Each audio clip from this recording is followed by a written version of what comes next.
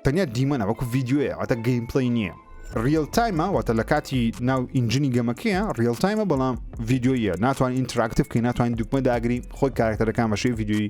حرکات دەکەوت جوڵۆ دەکەم چەند گەیمەرە هەڵسانە کە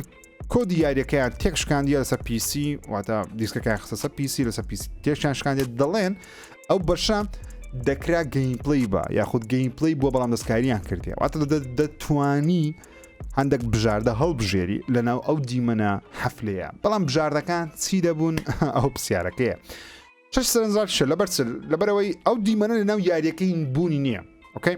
لەناو یاریەکەی نییە هەر نییە تەنیا بە ترۆیلەر بینیمانە و لەناو یاریەکەی تەنیا بە قسە باز دەکرێت بە قسە ئەگەر ئەو دیمەنە لەناو یاریەکەی بوونی نییە من دوو جار یاریەکەم تاگرە دیمەنە تێدا نەبینیمە تەنیا لە ترێلەر کاتی خۆی بە شێوەی ڤیددیۆ بڵاو کرایەوە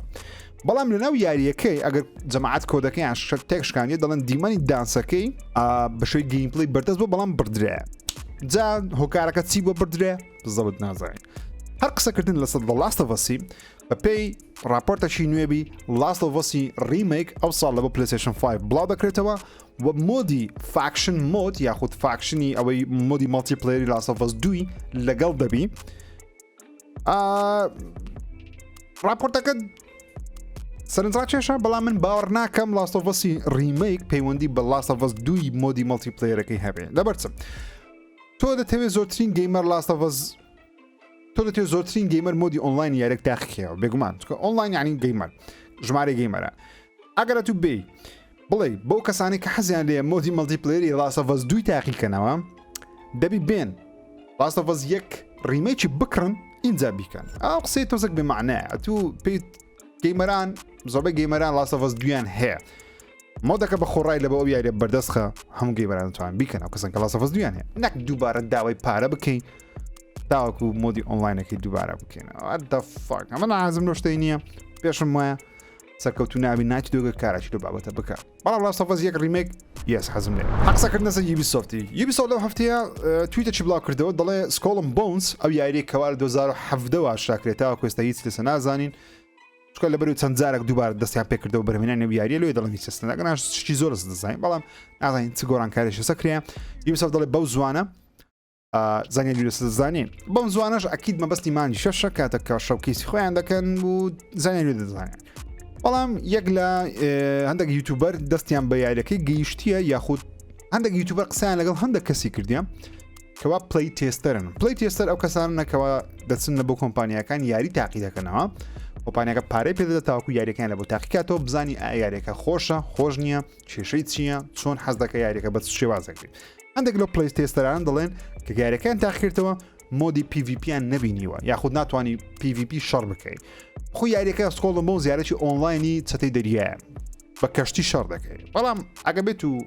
سەیوان ڕاست بکات ناتوانانی بە کەشتی لەگەڵ لە یاریزانەی دیکە بە کەشتی بەرامبەر کەشتی بە شەڕ بێ کە پێم وایە ئەوە هەموو مەبەستی یاریەکەشە مەبەستی یاریەکە ئەوەیە کەشتی بەرامبەر کەشتی شەڕی بکە کەسی دەڵێ ناتوانانی بەرامبەر یاریزان ڕاستەقینە شەڕی بکەیت بەڵکو دەڵێ بە گروپ دەتوانی بە کەشتی بێکەوە لە دژی NPC بە شەڕ بێ NPCەکانیش هەندێکیان بوونەوەری ناو دەریاینە و هەندێکیان کەشتی کۆمپیوتەرینە ئەو قسەیە پێم وانییە قسەکە لەوانێ ڕاستبی بەڵام Ubisoft شتێکی باش ناکەگەر ئەوە بێ تەبەرەوەی هەموو هەدەفی ئەو یاری ئەوەیەکەوە PVP کۆتا هەواڵیشم لەسەر FIFA 22 ئێستا لەسەر PlayStation لە ڕێگەی PlayStation Plus بەردەستە یەک ڕۆژت کەش سپێ دوست بزنابێت لەسەر گەیم پاش بەردەبی بۆ گەیمەرانی کە تاکوستنیان کردێت بۆ خۆتان بە فری داوڵۆندیکەن وەروە کڕۆس پڵی بەڕێوەیە گەیمەرانی PlayStation بەرامبەر Xbox لەگەڵ PC لەگەڵ Stadia دەتوان لەگەڵ یەکتریگەمە بکەن خۆشەویستانم زۆر سپاسان دەکەم بۆ بینیەوە قێش تکا دەکەم دگمێ لایک سبسکرایب لەبیر نەکەن چاوتان باز دەکەم تا هەفتەی داهاتوو خواتان